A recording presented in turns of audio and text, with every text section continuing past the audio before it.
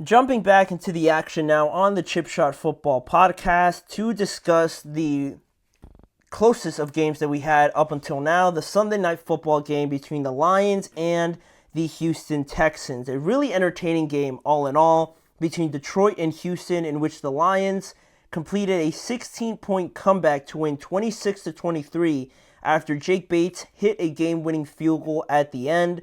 The Lions win their seventh straight game now. They go to 8-1, and Houston lose back-to-back games for the first time this year, obviously, but also it's the first time they've lost back-to-back games since the first two games at the beginning of last year. So it's pretty noteworthy, obviously, because of how the trajectory of the Houston Texans has been to not lose back-to-back games in this, real rebuild with a new quarterback and things like that. It shows how good they've been, but also how foreign this situation feels for what really should still be like a rebuilding, ascending team. But I think it's taken for granted now how the Texans have just turned this over in just a question about a month, and now they're considered a top team in the AFC, where normally, more often than not, teams like this are still ascending and things like that. So more of a credit to them, but that's still pretty remarkable. And Detroit is now 8-1 for the first time since 1954,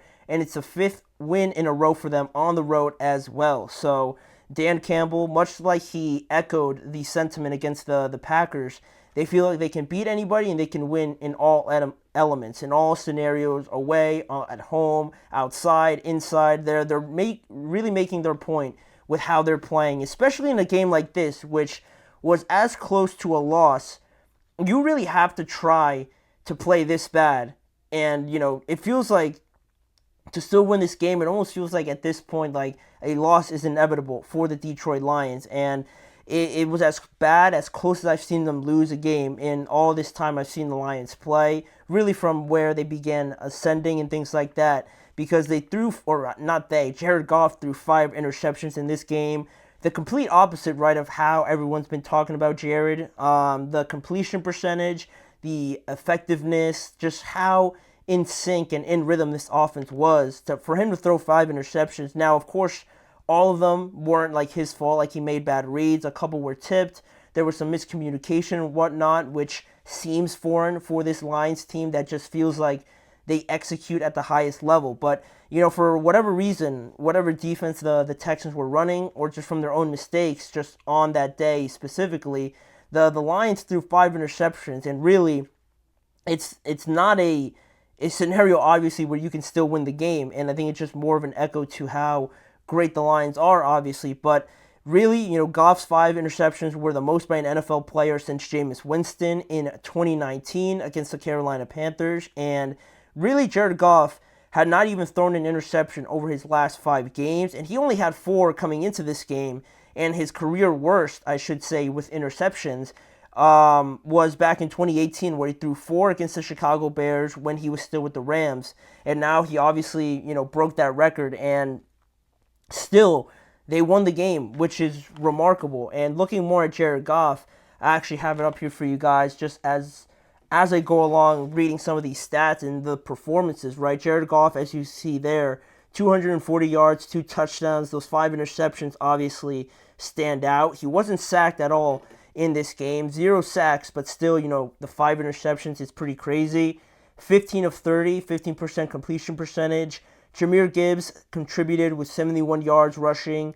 David Montgomery, another 32. So not as dominant as a game as you'd expect from the Lions, but still, they got some contributions from Amon-Ra St. Brown, Sam Laporta. Both of them scored a touchdown and had at least 60 yards receiving. And then on the other side, the Texans, I didn't think they played bad, but it was one of the first games, or really the only game, where Joe Mixon, I think, was held under, I want to say 60 rushing yards. I'd have to go back and check, but this is definitely his lowest, production rate of all season. The lowest was against the Bears, but he got injured, so I won't really count this one. Excluding that Bears game in week 2, this is the lowest rushing yards that Joe Mixon has recorded against any team. He usually averages around 100 yards, which is crazy, but he only had 46. He did score in this game, but the rushing production wasn't there really. Although we did get some surprises from some of their young receivers, in particular John Mechie, who had 5 receptions, the most out of anybody, alongside Tank Dell, who also had 5. But John Mechie had 74 receiving yards and a touchdown.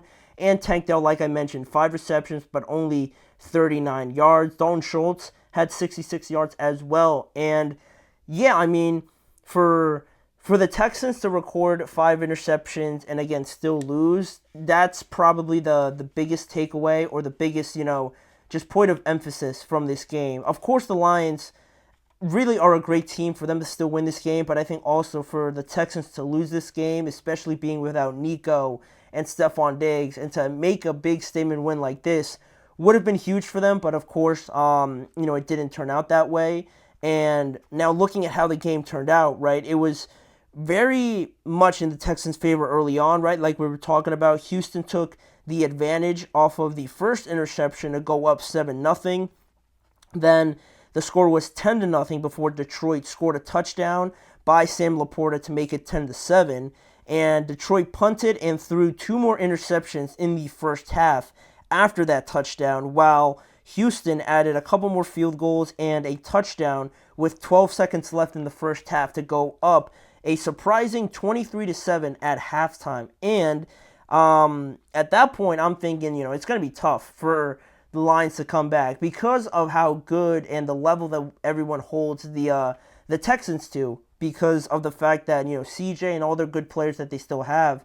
They didn't have Will Anderson in this game, and that goes to the 0 sacks, obviously, but still, they're a good team to not give up a 16-point lead. I didn't think that was even possible, but the story completely flipped in the second half. Houston didn't score a single point after halftime. Rather, they threw 2 interceptions, they punted 4 times, and they missed a field goal there, obviously, which is huge, right? Looking back on it now, it would have at least tied the game for them if Kaimi Fairbairn hit that field goal. Detroit get back in the game slowly, despite throwing 2 more interceptions in the second half. But really, how good the Lions are, everybody points to their offense, right? Jared Goff, MVP candidate, the best running back duo potentially. The offensive line is amazing. Ben Johnson, also a great play caller. Amon-Ra St. Brown, underrated receiver. But everyone always forgets their defense, and their defense really kept them in this game by, like I said, taking Joe Mixon away, but also the defensive backs in the secondary played great. In particular, Carlton Davis had a couple interceptions. Terrion Arnold, a rookie for them, starting for them, made a couple big plays. Amik Robertson, also a guy that I have to shout out.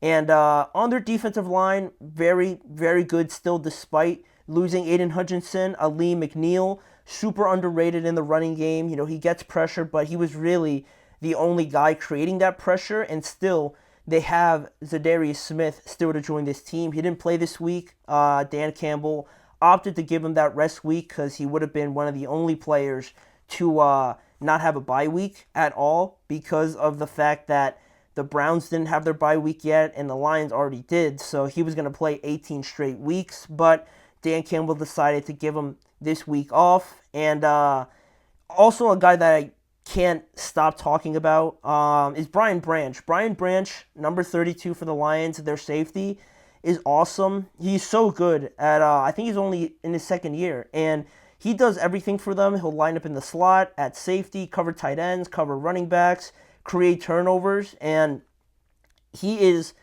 as much of an impact player for them on that side of the ball as probably Aiden Hutchinson. But I feel like a lot of people don't talk enough about Brian Branch, and he really is, I think, asserting himself a lot more as the season goes on. Alongside Kirby Joseph is a killer for anybody, right? At one point, you try to throw away from Brian Branch just because he's very good in coverage, and then you look at the other safety, Kirby Joseph. You don't want to throw it to him because he leads the NFL in interceptions. So it's a huge help, obviously, for this defense to kind of keep everything in front of them. And once Zadarius Smith joins this group, it's going to look a lot better, obviously. Zadarius Smith, 32 years old, how much you get out of him, I think he's going to be great for them overall, but there are some doubts there. But the way that they're playing on defense is not talked about enough, so I thought I'd mention some of those guys. And Yeah, I mean it's a huge win for the Lions overall, but also on the other side for Houston. Just my final thoughts on them. I feel like it can't get here soon enough when Nico Collins returns because, again, it's not like they played awful. To score 23 points at halftime, of course you want to do it and play great the entirety of the game, but to go up 23 points at halftime, to run the ball okay enough in the first half, again, to have that lead, it just feels like they still need at least one like X factor type of player where teams have to know where he is at all times.